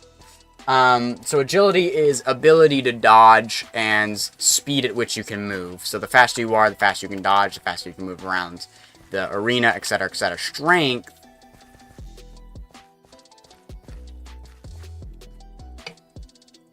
I think strength will turn into attack power. How strong and / how hard can you hit? This is where I might want to add in a vitality stat. Because the vitality stat would be the thing that actually calculates how tough you are. How hard is it that you get hit? So I think, and then vitality is, vitality should be the thing that's that affects health. So health calc is vitality. So we'll roll. I think this will still be it. So your vitality stat is just going to be the D100 roll like everything else, but you get an extra 100 added to everyone. The hit threshold will actually be your vitality roll times 10%. And this will change to your vitality roll. So now we have 4 stats: strength, vitality, intelligence. Now, intelligence is one of those, once again, 50 is average person. What kind of, you'd be surprised how many strategies you can come up with. Basic strategization you can think of. Anything less than, going down to 40, you probably, if you're below 50, you'll just have a harder time picking up on things. But really, after seeing somebody do something once, you've basically got it, and you're going to be able to strategize and do something with that and counter. Like, those I feel like are normal. Lower than 40, like 40 to 25, is below average. So I think for right now, we'll leave damage in there. We'll do average. Kind of discovering average stats. So, average is 50. So, we have 0 to 25. We have 0 to 25, 25 to 40, 40 to 60, 60 to 75, and 75 to 100. This is our average scale. This is what everything means. And what does this mean? I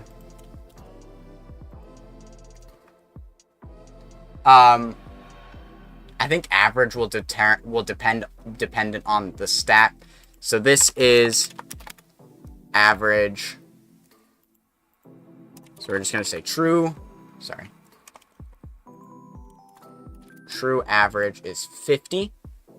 But average is in between 40 and 60, meaning there really isn't any penalty or benefits to being in between 40 and 60.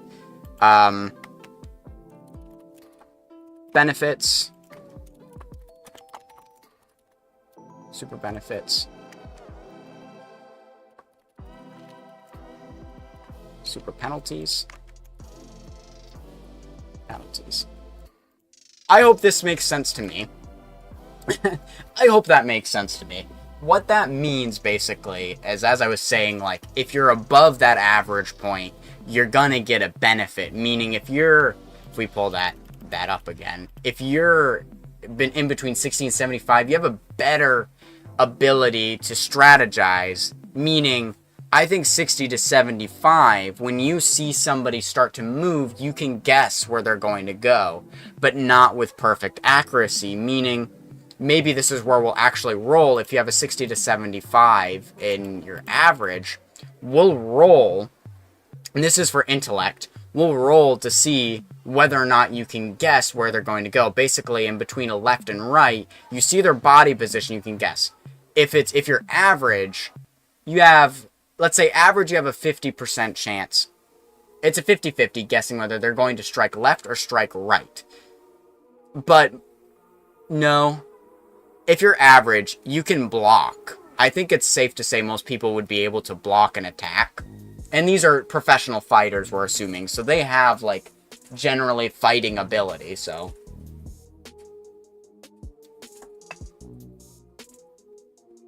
But they wouldn't be able to do anything. If you're 60 to 75 in intellect, you now have the ability to counter.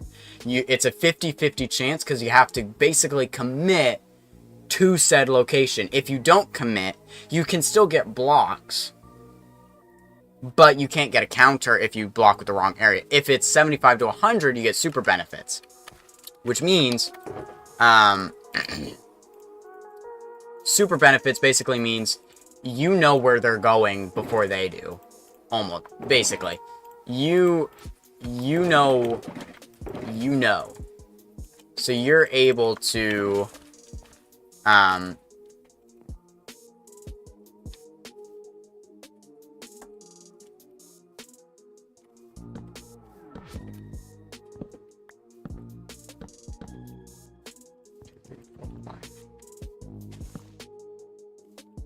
Um, so you'd be able to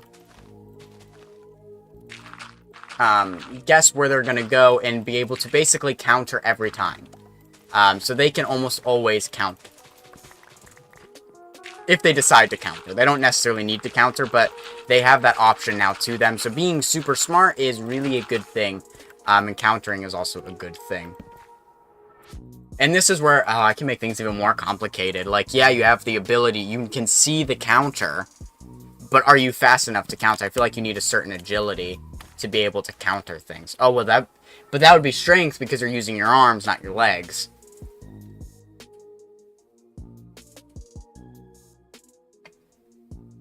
These are the complicated things we think about.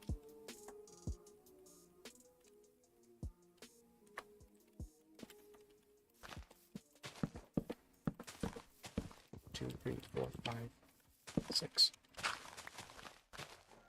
Okay, so we gotta think. How is this all gonna work? We've just turned something that was basically very, very simple into something very, very complicated. We need to think. We need this to be simple. We need this to be able to be something we can do easily and quickly.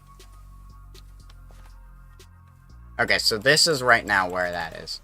So you're gonna follow along this line, and then I think. Honestly, I'm thinking.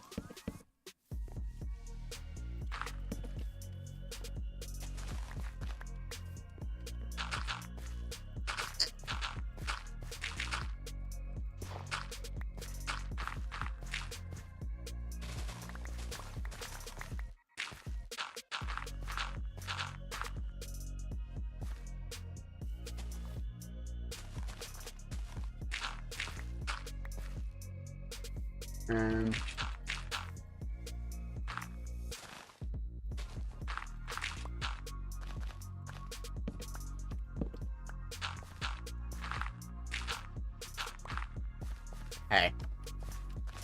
That's how we're gonna do that. But don't like this rain. Oi, get back there. Let's see. Yeah, because intellect is basically how well you can strategize while in battle. So I'm thinking people who are weaker and have less agility will have greater stats. And I feel like I should do something if you roll poor stats the whole way, because that's just not interesting. Like, if I'm being honest.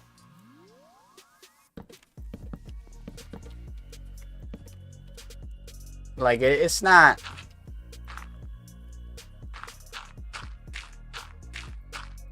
If they have poor stats, then the battles won't be very fun, because it's just like, yo, that one character is gonna win regardless, because they're just literally, they're just better. I'm gonna kill a lot of horses, guys. I hope you don't mind, because they're gonna want my Okay.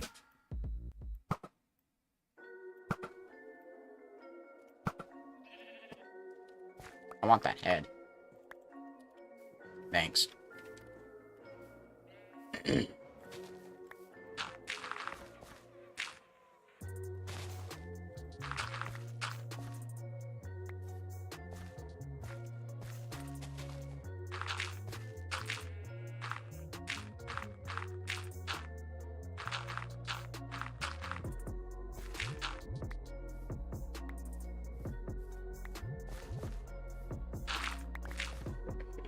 1, 2, 3, 4, 5, 6.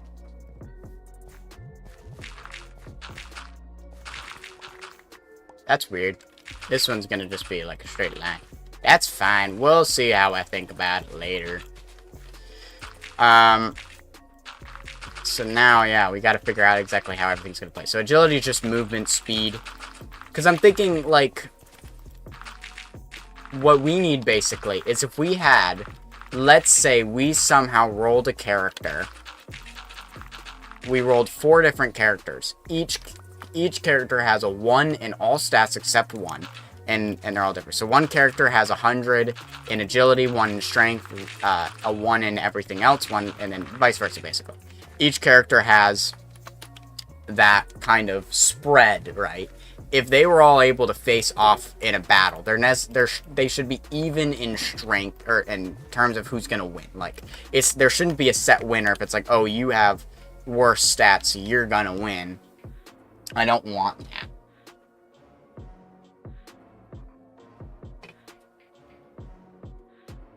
So, what I'm saying is, I need this to be pretty balanced.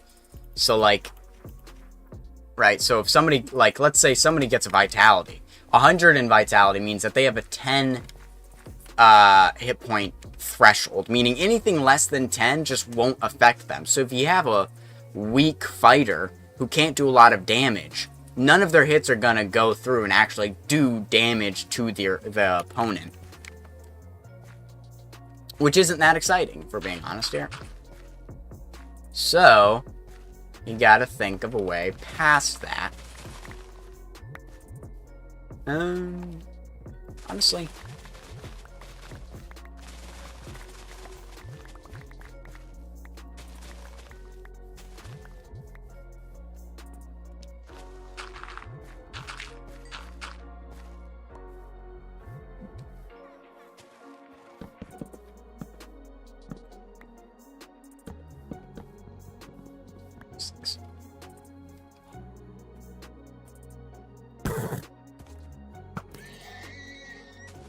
Sorry. Sorry, not sorry, bro. Hughes was getting in my face. And I didn't like it.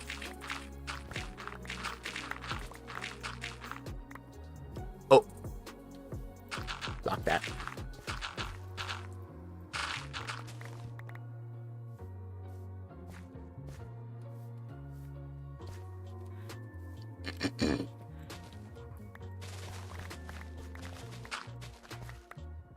Okay. Let's see. Let's just dig this all out and then terraform it as we go.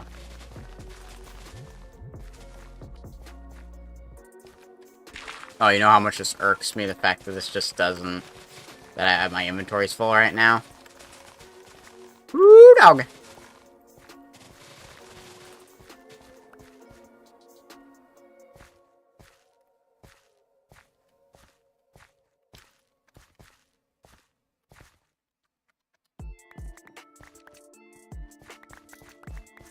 Okay, because, like, let's say you have a strength build, like, somebody is at 100 strength, and then you got another person who's at a... because, like, right now, agility is literally just movement, so if somebody has 100 in agility, they can't really do much to begin with, like...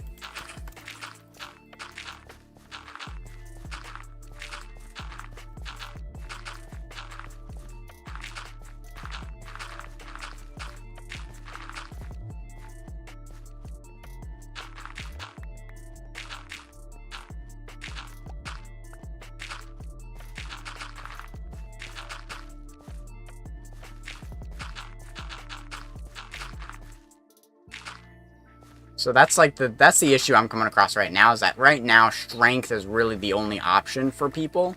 It's like you have to be strong. If you're not strong, you're just gonna lose.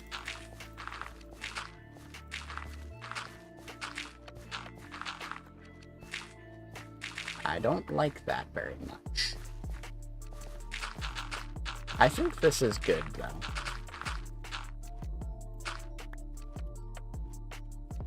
That looks good, actually. Let's fill it in.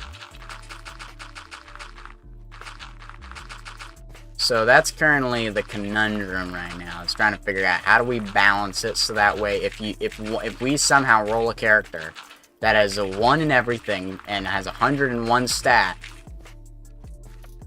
how well will they do? Because right now, if they have 100 in strength, they could be the victor, and we don't really want that. So I'm trying to think, how would somebody with just agility... like, intellect, I could make that work, because they're smart enough that they could find the strategy to withhold. But they wouldn't do a lot of damage per hit. So against a strength build, all it really takes is one slip-up. There's not much that they can do, but if they're both slow, then there's not much that can happen there either.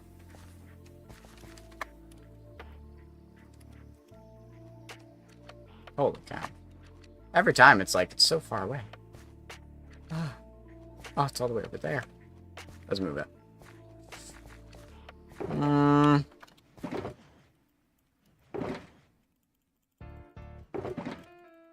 Man, this is hard.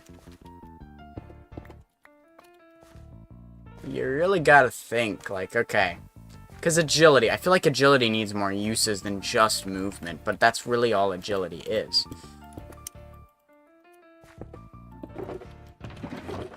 Ooh, I know how to complicate things. Inertia. What if we made it so that way if you're moving at an opponent for an attack, the faster you move at them, the more that damage does. So basically, if a character runs from point A of the arena, let's say you have somebody like Yosena who just stands there. If they run fast enough and they run from the back end of that all the way to the other person across that great of a distance, they do more damage because of the speed they've ramped up. So not necessarily, so strength still determines the speed at which they can swing their weapon. Let's say they have a big weapon. You have to be pretty strong to like swing a hammer. Ooh, a hammer. I didn't even think about that as a weapon. They have, you know, you have to be pretty strong to swing a hammer. I think that's good. So basically, they could swing the hammer really fast, but if you have a rapier, you can run from really far away all the way up and then stab somebody, and typically that wouldn't do a lot of damage, but because of the inertia you've built up, you can do more damage with the attack. So that's how agility mains could do more damage using speed, is using inertia. The more speed you have, the more damage you can do in a running attack. If that makes sense.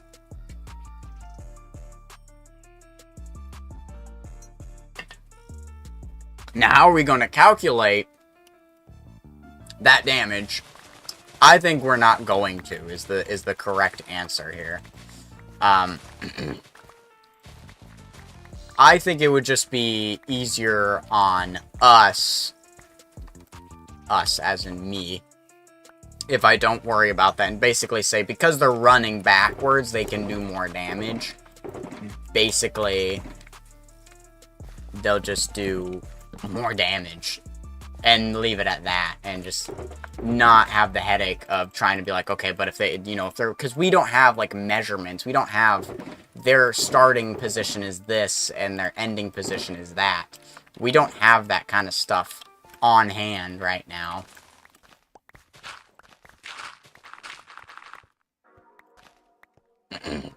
So we wouldn't necessarily be able to know that.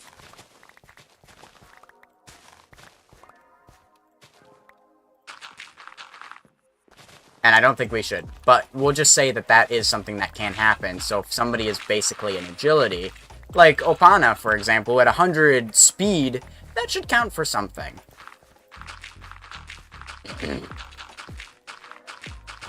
See, I feel like the only other way is if we mix stats. So if you're fast and you're strong, you can swing your weapon quickly. Whereas if you're strong, you can swing your weapon and still get full force behind it. But you still need some form of agility to do that. But I think, no, I think agility is better for dodging and speed attacks. Sorry to anyone who loves horses, bro. I gotta kill these guys because they're in the way. And it's just business. Sorry. The whole reason this one's separate is because it's not a resource one. It is a dumping one. Look at that, we're almost to the village, which is not halfway. The savannah, no, not the savannah. This river right here is probably the halfway point between this location and that location. Like this little plateau here, that's our halfway point. Once we get to there, we've made it halfway between there. But look at this. Look at this path. Crazy, isn't it? And then we'll get the bridges and wharfs and all of that in here. Then this will be a whole town. And this will be a town. And we could probably have another thing that goes here. Then this will be a town. So we'll have 3 towns here. It's like, I don't even know if you could see this one from this position. But if you can, that'd be pretty cool. Because then you walk by and it's just like, there's a town all the way back out there. I don't know. Not that there's anything we can necessarily do with that. I wouldn't be able to see it with that. But just saying, like... Alright, I think I'm going to build this, and then I'm going to call it. 1, 2, 3, 4, 5, 6.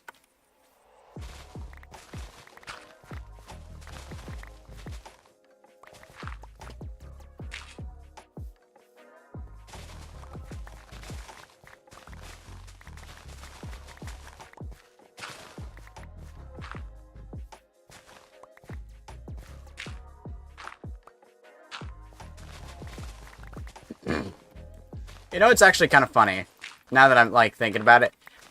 Anytime I play games, I typically like to go agility or stealth-based, kind of builds and stuff. Like, that's typically how I like to play. When in reality, I need to play a tank.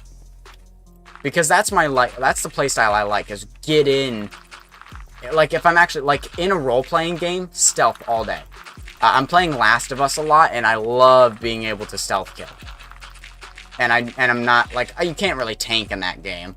But, like, in other games, like PvP-based games, I always play, like, fast-paced characters, and I need to play more tanks. Because I'm just much, like, that's just my playstyle, is I just run in and swing a weapon around, and just kind of hope that does damage.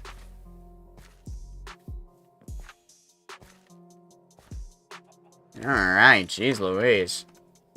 So we've got all of this. We are gonna call it there. Once again, we are going to just leave everything here. We're not heading back home until we need to get resources. And right now, we have 4 shulker boxes left of... Jeez Louise, we haven't even made it halfway, and we're 4 shulker boxes in. Macaroni and cheese with the chicken strips. Sorry. Okay. Hold on, we can put Warrior Tourney Book there, right? Those go there. Those do have a slot in there. We'll leave that there. I am going to think about this a lot, hopefully, and get a weapons list so I can have that. And I'm probably going to transfer a lot of that data in-game. I might actually have to head back anyways to repair this shovel, as well as get some other stuff. But that's going to do it today.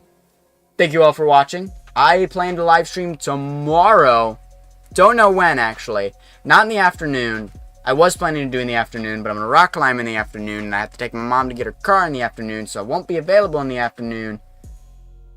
But I don't have my thingy, so I'll probably live stream in the night. I like to live stream in the night. And we can build more of this path. Alright?